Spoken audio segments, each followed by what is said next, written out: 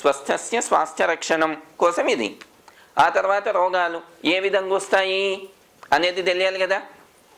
దాని గురించి ఇంకో శ్లోకం చెప్తున్నాడు.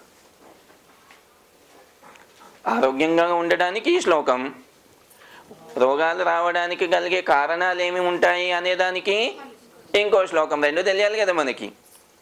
నేను చెప్పాను కదా, మంచి చెప్పండి కానీ చెడు చెప్పకండి అంటే మాత్రం కుదరదు. మంచి చెప్పాల్సిందే, చెడు కూడా చెప్పాల్సిందే. ఏమిటో చెడు జరిగేది, ఏ విధంగా మనకి రోగాలు వస్తాయి అనేదానికి చూడండి శ్లోకం. అన్నీ వస్తాయి, మీరు మొదలు రాసుకోండి. ఈ మిగతా రోజులన్నీ ఇవే వస్తాయి. లేదండి, ఆయుర్వేదంలో చరక సంహితలోని సూత్రాలు ఇవి. రాసుకోండి, ఇది కూడా తెలుసు మీకు. అత్యంబుపానాత్ అత్యంబుపానాత్ విషమాశనాచ్చ విషమాశనాచ్చ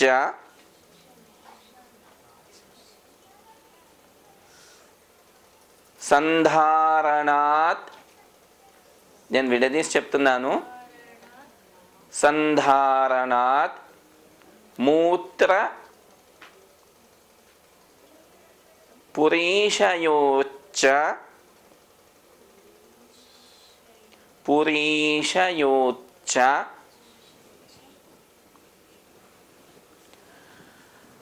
అత్యంబుపానాద్ విషమాశనాచ్చ సంధారణాత్ మూత్రపురీషయోచ్చ దివాశయాత్ దివాశయాత్ జాగరణాచ్చ రాత్రౌ జాగరణాచ్చ రాత్రౌ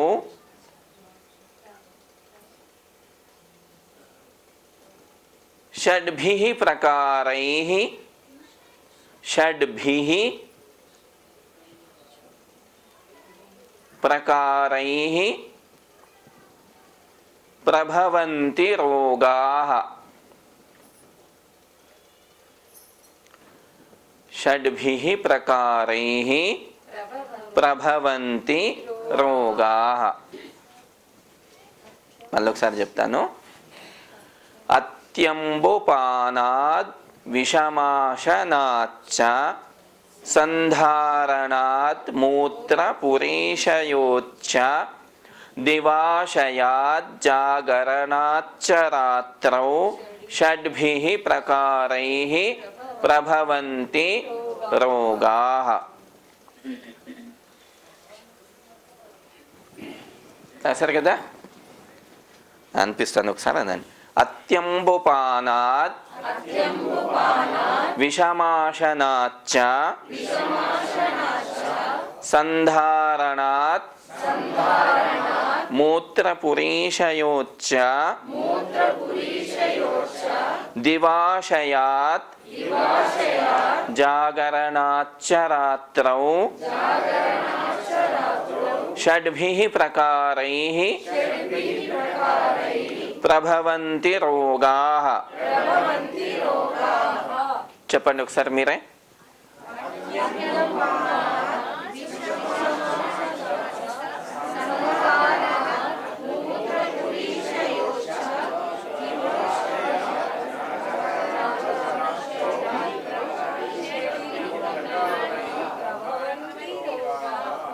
కొన్ని కొత్త వాళ్ళకి కొద్దిగా అసౌకర్యంగా ఉన్నట్టుంది.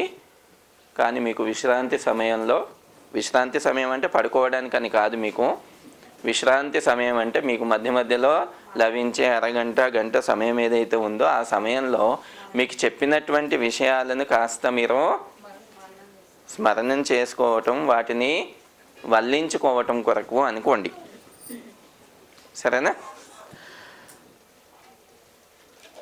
ఇప్పుడు చెప్పినటువంటి శ్లోకాలలో ఆరోగ్యంగా ఉండే అటువంటి లక్షణాలు వచ్చాయి, రోగము రావడానికి గల కారణాలు వచ్చాయి. ఈ 2 శ్లోకాలలో వచ్చినటువంటి వాటిని మనం గనక నిత్య జీవితంలో చక్కగా జాగ్రత్తగా గమనిస్తూ పాటిస్తున్నట్టయితే ఇక మనకి రోగాలు రానే రావు. వీటిలలో ఎక్కడో ఏదో ఓ చోట మనం గమనించలేదో, లేక అర్థం చేసుకోలేదో, లేక అర్థం చేసుకొని కూడా ఏమవుతుందిలే అని వదిలేసామో, నిర్లక్ష్యం చేసి అప్పుడే మనకి రోగాలు సంభవించినాయి అని తెలుసుకోవాలి. ఎందుకంటే చివరికి చరక మహర్షి ఏమంటాడంటే, ప్రజ్ఞాపరాధో హి కారణం సర్వరోగాణం. ఏమంటాడు? ప్రజ్ఞాపరాధో హి కారణం సర్వరోగాణం. రాసుకోండి, అద్భుతమైనటువంటి సూత్రం ఇది. ప్రజ్ఞాపరాధో హి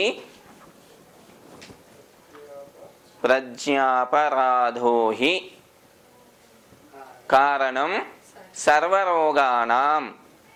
ప్రజ్ఞ అంటే ఏమిటి? బుద్ధి. ప్రజ్ఞ, దానిని జ్ఞా అనాలి. మనకి తెలుగులో జ్ఞ అంటాం కాబట్టి జ్ఞ అనేసరికి మీకు కొద్దిగా అదవుతుంది. ప్రజ్ఞ. అపరాధం అంటే నేరము. అపరాధం అంటే ఏమిటి? నేరము. ప్రజ్ఞ అపరాధ హి అంటే సంస్కృతంలో వచ్చే ప్రతి శబ్దానికి, అక్షరానికి కూడా అర్థం ఉంది. హి అంటే నిశ్చయంగా అర్థం. హి అంటే ఏమిటి? నిశ్చయంగా, ఖచ్చితంగా, ముమ్మాటికి ఇంకా తిరుగులేదు అందులో. ప్రజ్ఞ అపరాధ హి, బుద్ధి దోషమే లేక బుద్ధి చేసినటువంటి అపరాధమే నిశ్చయంగా సర్వరోగానాం కారణం, అన్ని రోగాలకి కారణము. అంటే మనం తెలుసుకోలేకపోవటం అన్నమాట. మనము తెలుసుకోలేకపోవటము, తెలుసుకున్న దానిని జాగ్రత్తగా పాటించకపోవటము, దానివల్ల కూడా రోగాలు సంభవిస్తాయి. మనకి తెలుసు చలికాలం, చల్లటి గాలిలో బయట ప్రయాణం చేసేటప్పుడు జాగ్రత్తలు పడాలి. తెలుసు కదా అందరికీ. చెవులకి, తలకి కట్టుకోవాలి, శరీరానికి చలి తగలకుండా ఉండాలి. ఇక్కడికే కదా, ఆడికి పోయిన తర్వాత వేడివేడి పాలు తాగుతానులే. ఇక్కడికి వెళ్ళి వెళ్తా, తెలుసు చల్లగా పోతున్నాను, దీనివల్ల ఇబ్బంది అయ్యే అవకాశం ఉంది, కానీ స్వెటర్ ఎవరు వేసుకోవాలి, ఇది ఎవరు కట్టుకోవాలి, ఇది ఎవరు పెట్టుకోవాలి, పోతానులే. పోయాం, చలి పెడుతుంది తెలుసు, పొరపాటు చేశామని అనుకుంటాం. అబ్బాయి ఇంతట్లో వెళ్ళిపోతాను, తట్టుకుంటాను అని అనుకున్నాను, కానీ తట్టుకోలేకపోతుంది, ఈరోజు ఏదో అది అవుతుంది అని తెలిసిపోయింది. అప్పుడే తెలిసిపోయింది, ఇంకా తెలిసిపోలేదని కాదు, తెలిసిపోయింది. సరేలే, ఇంకా ఏదో ఒకటి చేయాలి కదా. ఇప్పుడు పోయినాక అమ్మ కాస్త వేడివేడి పాలు ఇవ్వు, వేడివేడిగా సొంటి మిరియాలు వేసేసి ఇవ్వు నాకు, దాంట్లో కొద్దిగా చలి పెట్టేసింది. ఇటు చలి పెట్టేసింది, పైనుండి వేడివేడి సొంటి మిరియాలు వేశారు. అది ఉష్ణం, ఇది శీతలం, రెండు విరుద్ధమైనటువంటివి లోపలికి పోయినాయి. ఏమవుతుంది అప్పుడు? ఏమవుతుంది? జలుబు అయిన తర్వాత, జలుబు కాగానే గమనించుకోండి, జలుబు కాగానే వెంటనే వేడి పదార్థాలు వాడొద్దు. సొంటి మిరియాలు ఇవి అవి దంచేసుకొని మరగబెట్టి కషాయం తాగేసినాం అనుకోండి, కఫం ఏమైపోతుంది? ఉష్ణత పెరిగిపోవటం వల్ల కఫము కఠోరంగా మారిపోతుంది, గట్టి పడిపోతుంది. ఆ గట్టి పడిపోగానే ఏమవుతుంది? మీకు దగ్గు వస్తుంది, దగ్గులేస్తుంది. ఊపిరితిత్తులలో కఫమంతా నిండిపోవటం కాదు, గట్టి పడిపోతుంది, అంటుకుపోతుంది. అది బయటకు వెళ్ళిపోవాలి. ద్రవరూపకంగా ఉంటే బయటకు వెళ్ళిపోయేది. మనం ఏం చేసినాము? మేధావులం కాబట్టి చలికి విరుగుడు వెంటనే చేసేసరికి అది లోపల అయిపోయింది. ఆ తర్వాత మీకు విపరీతమైనటువంటి దగ్గు వస్తుంది, తెమడ రాదు, లోపల ఇరుక్కుపోతుంది. మాటి మాటికి దగ్గి దగ్గి దగ్గి దగ్గి దగ్గి తీసేసరికి ఈ కంఠనాళం అంతా నొప్పి అయిపోతుంది, పుండైపోతుంది. మొత్తము ఊపిరితిత్తులన్నీ నొప్పి లేస్తూ ఉంటాయి. శ్వాస తీసుకుంటే కూడా నొప్పి లేస్తుంది. అప్పుడు ఇట్లా పట్టుకోవాల్సి వస్తుందండి, లేకపోతే నొప్పి వస్తుందండి. పట్టుకొని వస్తారు కదండి, వచ్చేస్తాం. ఏమైంది అక్కడ? తెలీదా చల్లగా ప్రయాణం చేస్తున్నాను అని? తెలుసు. అయినా బుద్ధిని అక్కడ పక్కకు పెట్టేసి రెండో బుద్ధి పొమ్మంది, నేను చూసుకుంటా అన్నాడు అంది. పోయినాం. పోయేసరికి ఆ బుద్ధికి బుద్ధి వచ్చింది, అబ్బో ఇది తప్పు పని చేశాను, అవుతుంది ఈరోజు అయ్యింది, ఇంకా నా పని అయిపోయింది అని తెలిసింది. అయినా మానుకుంటామా? ప్రయత్నం చేద్దాం. అందరికీ ఆయుర్వేదం తీసి చూస్తూ ఉంటాం కదా అప్పుడప్పుడు. దాంట్లో నుండి చూసాం సొంటి, మిరియాలు, పిప్పళ్ళు, ఇవి అవి అన్నీ దంచేసి సాధారణంగా తీసుకుంటేనేమో పర్వాలేదు, ఈరోజు చలి పెట్టింది కదా ఇంకా కొద్దిగా ఎక్కువ తీసుకుందాం. అప్పుడు ఏం చేస్తాము? ఇంకా కొద్దిగా ఎక్కువ తీసుకుందాం, ఎక్కువ తీసుకుంటాం. అదేం చేస్తుంది? పోయి పాడైపోతుంది. ప్రజ్ఞాపరాధో హి కారణం సర్వరోగానాం. ప్రజ్ఞాపరాధో హి కారణం సర్వరోగానాం. యొక్క ప్రజ్ఞాపరాధం ఎలా జరుగుతుంది అనేదానికి నేను ఒక ఉదాహరణ చిన్నది చూపించాను. ఇదే విధంగా ప్రతి ఒక్క దానికి కూడా భయంకరమైనటువంటి వ్యాధులు సంభవించిన దానికి కూడా కారణం మొదలు చిన్నదే. ఆ చిన్న కారణాన్ని మనం తెలుసుకోలేదు కాబట్టి అది మెల్లమెల్లగా మెల్లమెల్లగా పెద్దగయ్యి పూత పూసి కాత కాసి అప్పుడు కానీ మనకు కనిపించేసరికి ఓహో ఇదా అనిపిస్తుంది. కానీ సూక్ష్మంగా ఉన్నప్పుడే కనుక తెలిసిపోతే ఆ భయంకరమైనటువంటి రోగం కూడా దగ్గరికి రాలేదు. అతి సాధారణమైనటువంటి చిన్న వ్యాధి కూడా దగ్గరికి రాలేదు. దానికోసమనే చెప్పాడు ప్రజ్ఞాపరాధో హి కారణం సర్వరోగానా. మీరు ఏదైనా కారణం చెప్పండి, మీరేమైనా దానికి వేరే వేరే ఏమైనా పరిణామాలు చెప్పండి, మహర్షి మాత్రం దాన్ని ఒప్పుకోవడానికి సిద్ధంగా లేడు. నువ్వేదో తప్పు చేశావు కాబట్టి నీకు రోగం వచ్చింది. నువ్వు ఆ తప్పుని తెలిసి చేసావా, తెలియక చేసావా, గమనించుకున్నా కూడా చేసావా, అది నీకు తెలిసి ఉండాలి. కానీ అది మాత్రం బుద్ధి పొరపాటు వల్లనే వచ్చింది. సరే, ఆరోగ్య లక్షణాలలో ఏదైతే మనకు చెప్పాడో సమదోష. ఈ సమదోష అనే పదాన్ని విశ్లేషిద్దాం. ఇక దోష, దోషము అంటే ఇక్కడ ఆయుర్వేదంలో మన శరీరంలో ఉండేటువంటి 3 రకాలైనటువంటి వస్తువులను దోషము అనే పేరుతో పిలుస్తారన్నమాట. మన శరీరంలో ఉండేటువంటి 3 రకాలైనటువంటి పదార్థాలు, వాటిని దోషాలు అని అంటారు. వాతము, తర్వాత పిత్తము, తర్వాత కఫము. వాతము, పిత్తము, కఫము. వాత, పిత్త, కఫాలు అంటారు. ప్రాచీన వైద్యులు ఎవరైనా ఇంకా వైద్యం చేసేవాళ్ళు అప్పటి కాలం వాళ్ళు కనుక ఉన్నట్టయితే ఇప్పటికీ ఇవే శబ్దాలను ప్రయోగిస్తారు. నొప్పులు వచ్చాయి అనగానే ఏమంటారమ్మ? ఇప్పటికీ వాతం నొప్పులు వచ్చినట్టున్నాయి అంటారు. అంటే నొప్పులు వచ్చేటిది దేనివల్ల వస్తుంది అని అర్థము. వాతము, వాతం అనే దోషము మన శరీరంలో అది పెరగటం వల్లనో తగ్గటం వల్లనో దేని వల్ల వస్తుందో విషయం వేరు, దానివల్ల వస్తుంది అని తెలుసు. వాంతులు వస్తున్నాయి అనుకోండి, ఏమంటారు? వాంతులు వచ్చేసరికి పైత్యమైందా ఏంటి, పైత్యమైనట్టుంది, పైత్యమైనట్టుంది, అందుకే వాంతులు వస్తున్నాయి అంటారు. గుడ్డి గుర్తులు చెప్తున్నాను నేను మీకు, అర్థమైందా? కఫము, కఫం గురించి అయితే అందరికీ తెలుసుందే.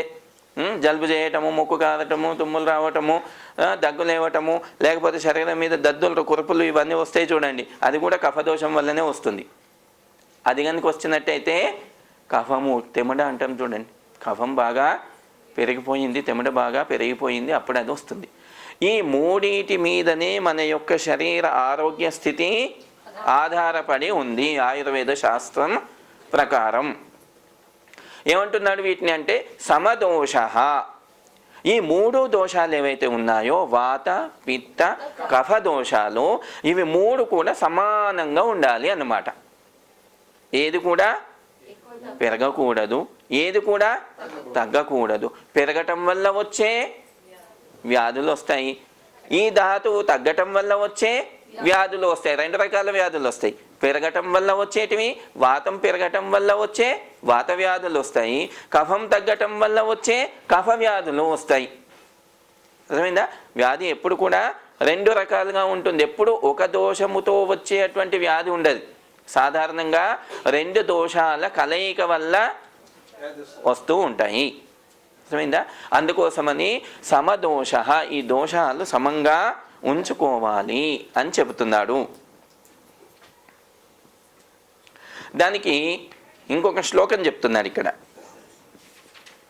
శ్లోకం రాసుకోండి, ఎందుకంటే మనకి ఈ శ్లోకాల గురించే మనము అంత చర్చ చేసేది కాబట్టి ఈరోజే మీకు అవన్నీ శ్లోకాలన్నీ రాపిస్తున్నాను. ఇక రాబోయే వాటిలలో వీటి గురించి నేర్చుకుందాం. వాయు పిత్తం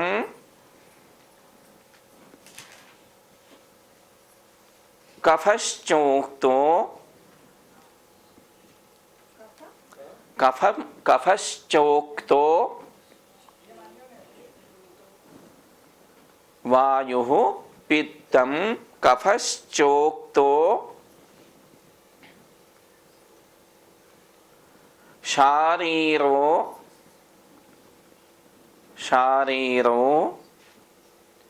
దోషసంగ్రహః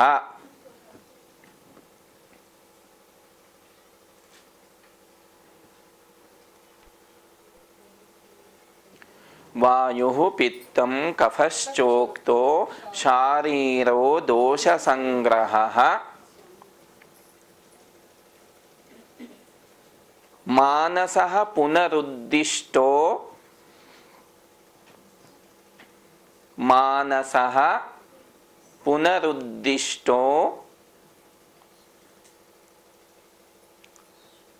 రజశ్చ తమ ఏవ చ.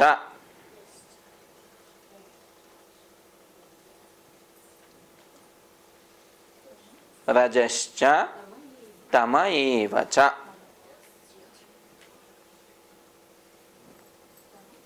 తమ ఏవ చ. మళ్ళీ ఒకసారి చెప్తాను, చూసుకోండి. ఏమైనా తప్పులు ఉంటే సరిదిద్దుకోండి వాటిని. వాయు పిత్తం కఫశ్చోక్తో శారీరో దోషసంగ్రహః మానసః పునరుద్దిష్టో రజశ్చ తమ ఏవ చ.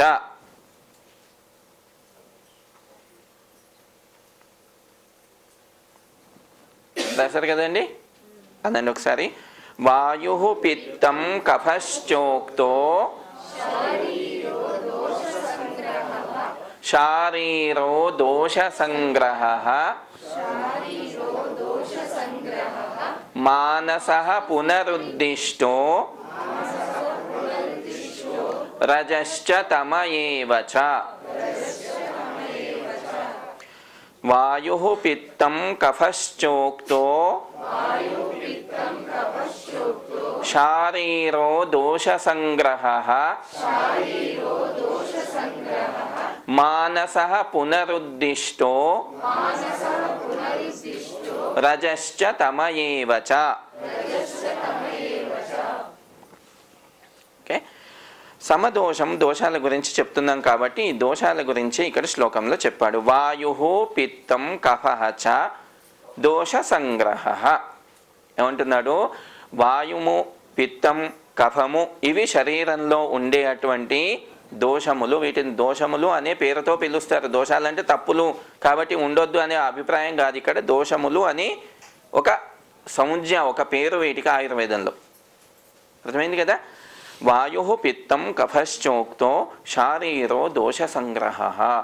ఈ వాత పిత్త కఫాలు ఏవైతే ఉన్నాయో ఇవి సమానంగా లేనప్పుడు, అసమానంగా ఉన్నప్పుడు, లేకపోతే వీటిలలో వికృతులు కలిగినప్పుడు, సమానంగా ఉండి కూడా వికృతి కలగొచ్చును, అప్పుడు కూడా రోగము ఏర్పడుతుంది. అసమానం కావచ్చు, లేకపోతే తక్కువ కావచ్చు, సమానంగా ఉన్నప్పుడు కూడా వికృతులు జరగొచ్చును. అలాంటి సందర్భంలో శారీరక వ్యాధులు ఉత్పన్నమగును. అటువంటి సందర్భంలో ఏమగును? శారీరక వ్యాధులు ఉత్పన్నమగును. ఇప్పటిదాకా మనం తెలుసుకుందాం చూడండి. శారీరక వ్యాధులు అని జ్వరము, జలుబు, దగ్గు, నొప్పులు ఇవన్నీ కూడా అని ఏవైతే అనుకున్నామో ఇవన్నీ రావడానికి గల కారణం ఏమని చెప్తున్నాడు ఇక్కడ? దోషాలలో అసమానతలు లేకపోతే దోషాలలో వికృతులు జరిగినప్పుడు ఈ శారీరకమైనటువంటి రోగాలు కలుగుతాయి అని చెబుతున్నాడు. దాంట్లోనే ఒకటి మానసిక రోగం అని తెలుసుకున్నాం కదా. మరి మానసిక రోగానికి వాతపిత్త కఫాలకు సంబంధం లేదు కదా, అవి ఎట్లొస్తాయి అనేదానికి రెండో వాక్యంలో చెబుతున్నాడు. మానసః పునరుద్దిష్టో, మానసిక రోగాలకి కారణాలు, ఉద్దిష్ట మానసిక రోగాల కారణాలు రజః తమ ఏవచ, మనస్సులో కూడా 3 దోషాలు ఉన్నాయి.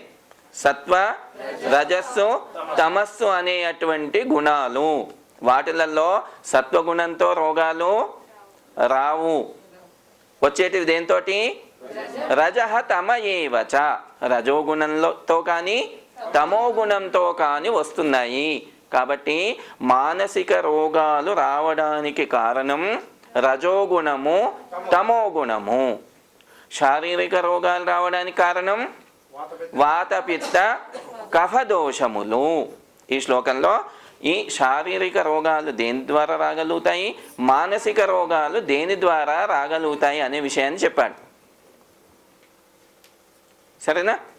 వీటిని మరి ఎట్లా దూరం చేసుకోవాలి అనే విషయాన్ని చెప్తున్నాడు. వీటిని ఎట్లా దూరం చేసుకోవాలి, వస్తాయని చెప్పాడు. వస్తాయి కాబట్టి వాటిని దూరం చేసుకోవడానికి సమాధానం కూడా ఋషియే కదా చెప్పాల్సింది, మళ్ళీ మనం కాదు కదా, ఋషి చెప్తున్నాడు. చూడండి. ప్రశామ్యత్యోషధైః పూర్వో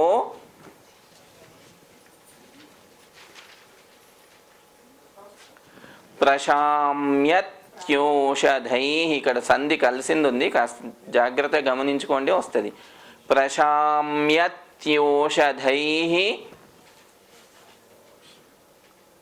ప్రశామ్యత్యోషధైః పూర్వో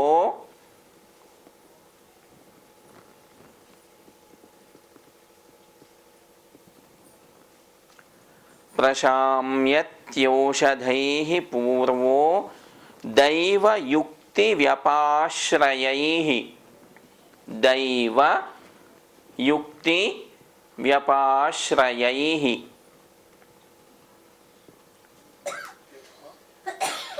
ప్రశామ్యత్యోషధైః పూర్వో దైవయుక్తి వ్యపాశ్రయైః.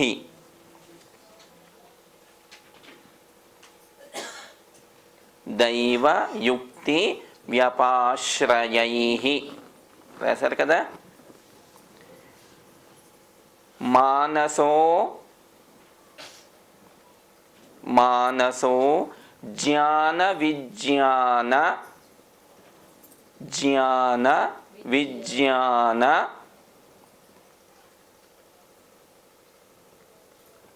ధైర్య స్మృతి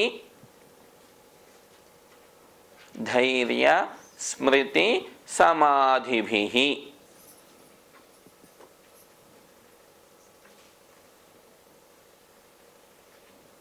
మానసో జ్ఞాన విజ్ఞాన ధైర్య స్మృతి సమాధిభిః. సరే, నేను మళ్ళీ ఒకసారి చెప్తాను, గమనించుకోండి. ప్రశామ్యత్యోషధైః పూర్వో దైవయుక్తి వ్యపాశ్రయైః మానసో జ్ఞాన విజ్ఞాన ధైర్య స్మృతి సమాధిభిః. రాశారుగా తప్పులు లేకుండా? ఒకసారి అనిపిస్తాను, చూడండి. ప్రశామ్యత్యోషధైః పూర్వో దైవయుక్తి వ్యపాశ్రయైః మానసో జ్ఞాన విజ్ఞాన ధైర్య స్మృతి సమాధిభిః. చెప్పండి ఒకసారి.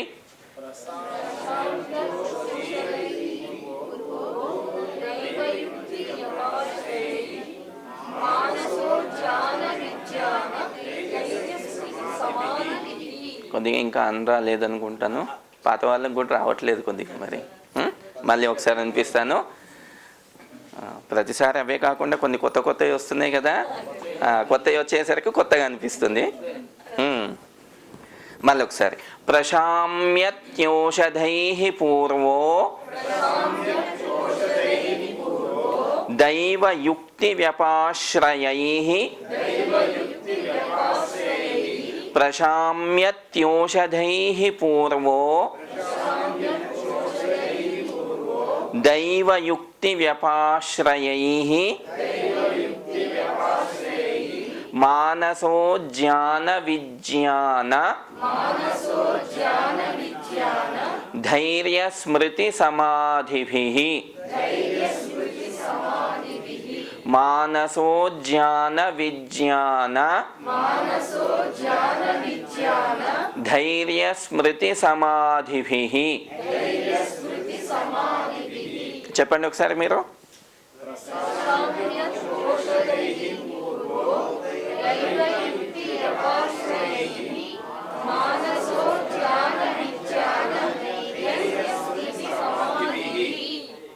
మళ్ళీ ఒకసారి.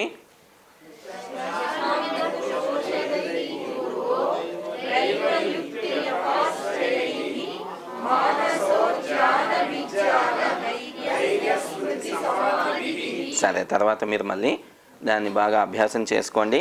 చాలా అద్భుతమైనటువంటి ఈ సూత్రాలు, ఇవి అమోఘమైనటువంటివి. మనం ఎంత దీనికోసం మూల్యం చెల్లిద్దాము అనుకున్నా అది తక్కువనే. వీటికి మూల్యం చెల్లించలేము. అందుకోసమే కొన్ని అమూల్యమైనటువంటివి ఉంటాయి. అమూల్యమైనటువంటివి అంటే ఇక వాటి వెలను మనము కట్టలేము, సాధ్యపడదు కూడా. వాటి వెల మనం చెల్లించగలుగుతాము అంటే ఒకటే, ఆ విధంగా మనం ఆచరించటమే దాని మూల్యాన్ని మనము చెల్లించటము. ఎటువంటి స్వార్థ సిద్ధి లేకుండా ప్రజాహితం, ప్రతి ప్రాణి యొక్క మేలును కోరి ఋషులు మహర్షులు తమ యొక్క జ్ఞానాన్ని భగవంతుని ద్వారా సాక్షాత్కరించుకున్నటువంటి జ్ఞానాన్ని ఈ చిన్న చిన్న వాక్యాలలో, శ్లోకాలలో ఎంత అద్భుతంగా అమర్చారంటే, ఇప్పుడు ఈ శ్లోకాల యొక్క వ్యాఖ్య చేస్తూ ఉంటే ఆ అద్భుతం ఎంత అద్భుతమైనటువంటిదో తెలుస్తుంది. ఒక జౌహరి అంటే ముత్యాలను పరిశీలించేవాడు. ముత్యాలను పరిశీలించేవాడు. హిందీలో జౌహరి అంటారు, మరి తెలుగులో ఏమంటారో. ఒక జౌహరి అంటే ముత్యాలను పరీక్షించేవాడే రాయేమిటి, ముత్యమేమిటి, రాయేంటి, రత్నమేంటిది అనేది కనుక్కోగలుగుతాడు. మనలాంటి వాళ్ళు ముందు తీసుకొచ్చేసి పెట్టేస్తే రెండు మనకి సమానమే. అది ఎర్రగా ఉంది, ఇది తెల్లగా ఉంది, అంతే కదండి, రెండు రాళ్ళే కదా అంటాం మనం.